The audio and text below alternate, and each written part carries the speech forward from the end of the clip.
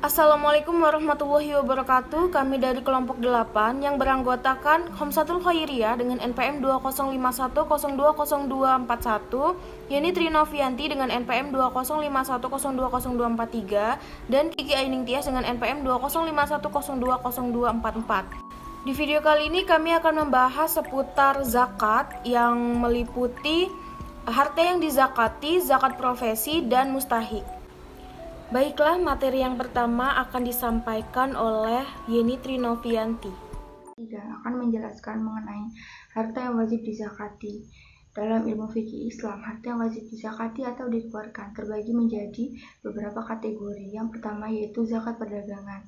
Zakat hasil berdagang atau berniaga wajib dikeluarkan zakatnya, meliputi barang dipangan, ditambah kontan dan piutang. Besar zakatnya yaitu 2,5% dikeluarkan setelah dikurangi utang, telah mencapai nisab 85 gram emas dan telah berusia 1 tahun haul. Yang kedua, B. Zakat pertanian dan zakat buah-buahan. Hasil pertanian dan buah-buahan wajib dizakati untuk nisabnya, yaitu pertanian dan buah-buahan seperti nisab makanan pokok yaitu 300 sya atau 930 liter bersih. Zakat yang dikeluarkan jika dialiri dengan air sungai dan air hujan yaitu 10%. Dan bila dialiri dengan menggunakan biaya yaitu 5% dan dizakati setiap panen. Hewan ternak terbagi menjadi 4 macam. Yang pertama yaitu hewan ternak yang diniatkan untuk berdagang. Yang kedua, hewan ternak yang diambil susu dan digembala di padang rumput. Yang ketiga, hewan ternak yang diberi makan dan diambil susunya dan diberi makan rumput. Yang keempat, hewan ternak yang diperkerjakan seperti untuk memikul barang dan menggarap sawah. Zakat hewan ternak unta yaitu 5-9 ekor unta zakatnya 1 ekor kambing, 10-14 ekor unta zakatnya 2 ekor kambing, 15-19 ekor unta zakatnya 3 ekor kambing, 20-24 ekor unta zakatnya 4 ekor kambing.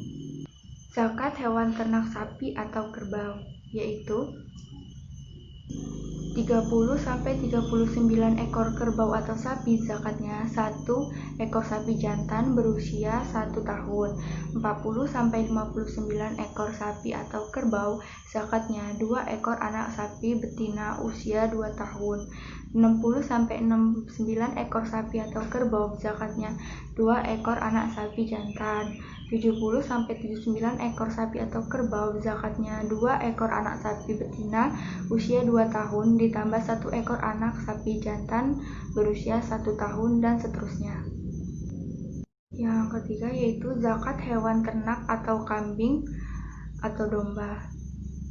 0-120 ekor zakatnya 1 ekor kambing, 120-200 ekor zakatnya 2 ekor kambing, 201-399 ekor zakatnya 3 ekor kambing, 400-499 ekor zakatnya 4 ekor kambing, dan seterusnya.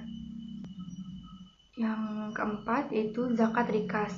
Zakat rikas yaitu penemuan harta yang terpendam dalam tanah selama bertahun-tahun, berupa emas atau perak yang tidak diketahui lagi pemiliknya, maka wajib dikeluarkan zakatnya yaitu 20%. Rikas adalah temuan yang tidak ada pemiliknya atau sudah punah, seperti harta karun, bonus, dan hadiah non-judi dan lain-lain, dan boleh dijual, kemudian wajib dizakati 20% bila mana rikas tersebut mencapai nisab 85 gram emas.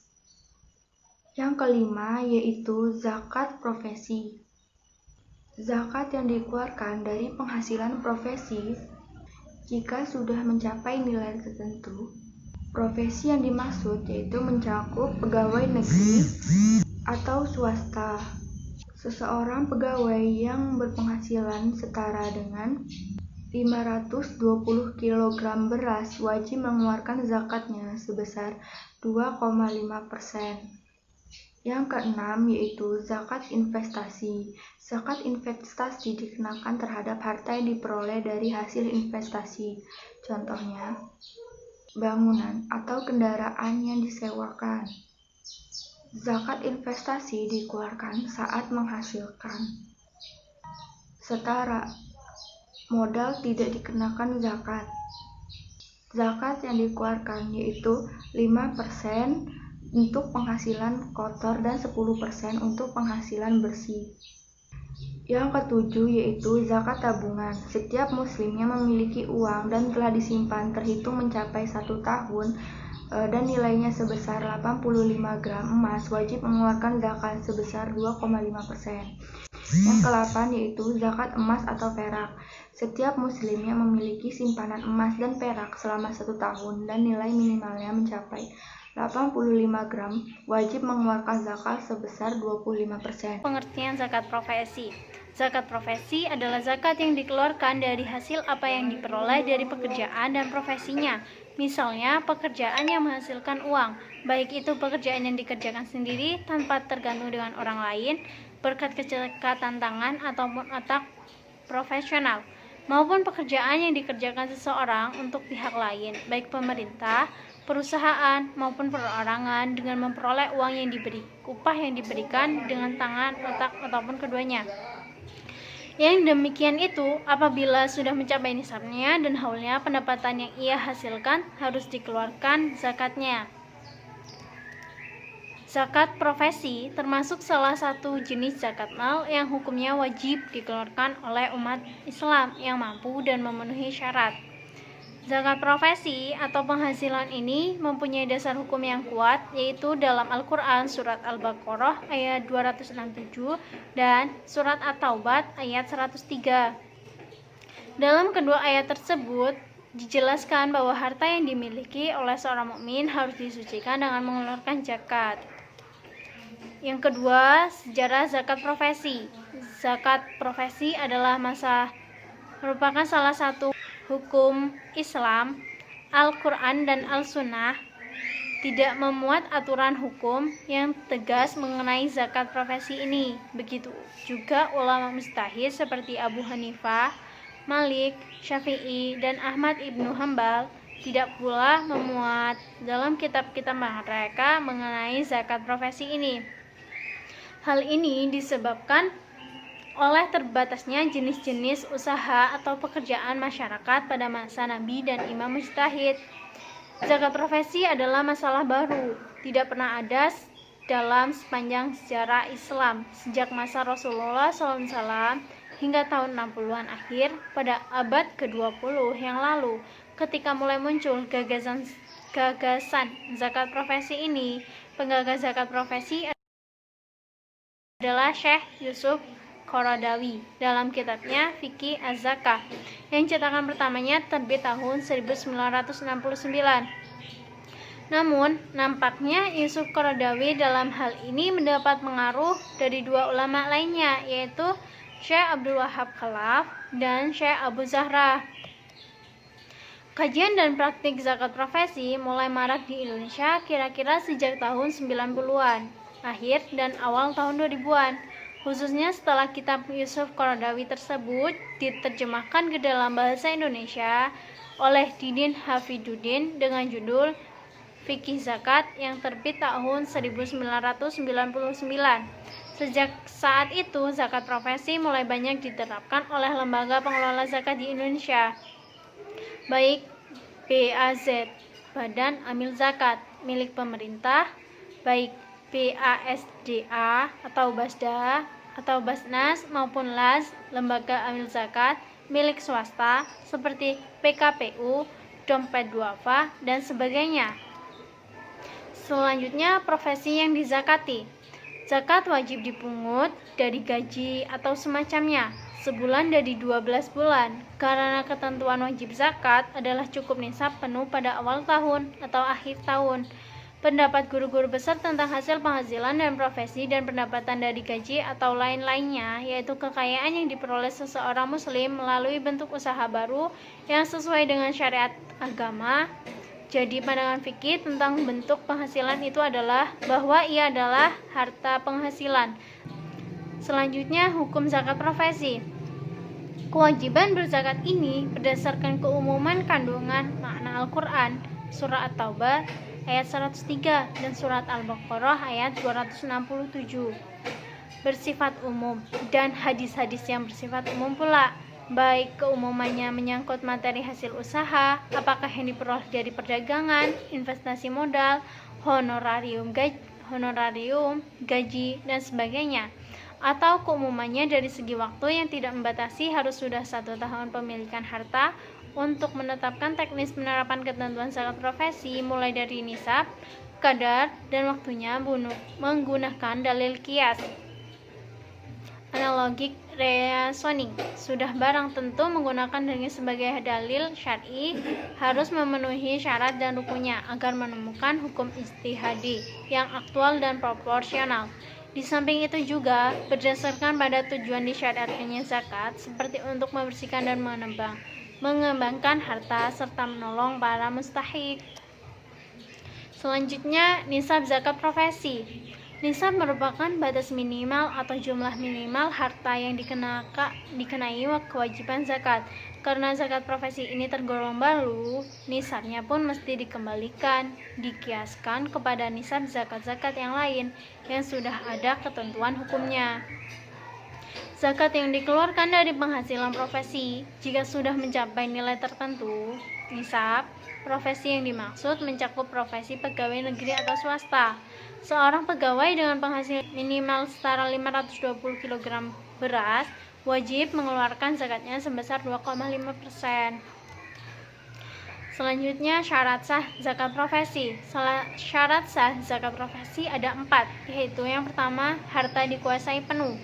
Yang kedua, hartanya berkembang dan lebih dari kebutuhan pokok. Yang ketiga, mencapai nisab. Dan yang terakhir, bebas dari hutang. Yang terakhir, menghitung zakat profesi. Menghitung zakat profesi sebenarnya sangat mudah. Para ulama sepakat bahwa besaran zakat profesi ini adalah 2,5% dari total penghasilan yang didapatkan. Namun, beberapa ulama masih berbeda pendapat mengenai apakah penghitungannya langsung dari penghasilan kotor atau dikurangi terlebih dahulu dengan kebutuhan pokok. Sebagian besar ulama sepakat bahwa penghitungan zakat profesi ini dihitung langsung dari penghasilan kotornya. Untuk mempermudah pemahaman, misalkan saya mempunyai penghasilan 6 juta setiap bulannya, maka zakat profesi yang wajib dikeluarkan oleh saya adalah 6 juta dikali 2,5%. Jadinya zakat yang harus saya keluarkan adalah sebesar 150.000.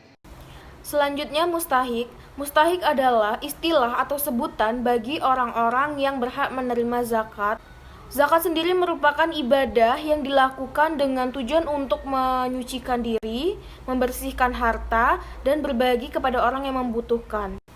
Berdasarkan Quran Surat At-Taubah ayat 60, terdapat 8 golongan yang berhak menerima zakat. Yang pertama yaitu fakir. Fakir ialah orang yang tidak mempunyai harta benda dan tidak punya mata pencaharian.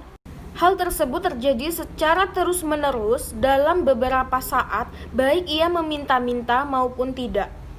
Golongan selanjutnya yaitu miskin. Miskin ialah orang yang mempunyai harta atau mata pencaharian namun belum mencukupi keperluannya sehari-hari, baik ia meminta-minta maupun tidak. Golongan yang ketiga yaitu amil zakat. Amil zakat ialah orang yang ditunjuk oleh seorang pemimpin atau wakilnya dan dijadikan sebagai petugas untuk mengumpulkan zakat. Amil zakat disyaratkan merdeka, lelaki, muslim mukallaf karena memungut dan mengumpulkan zakat merupakan kekuasaan sementara. Kekuasaan mensyaratkan hal-hal tersebut. Amil boleh berasal dari golongan miskin atau orang kaya. Lalu golongan yang keempat yaitu mu'alaf. Mu'alaf adalah orang laki-laki yang keislamannya masih lemah namun memiliki pengaruh terhadap kaumnya. Jika masih kafir, ia tidak berhak menerima zakat meskipun ia ingin masuk Islam.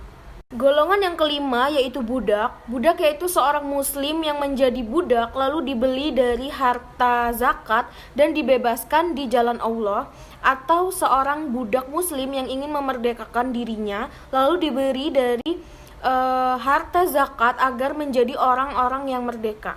Golongan yang keenam yaitu garim atau orang yang berhutang.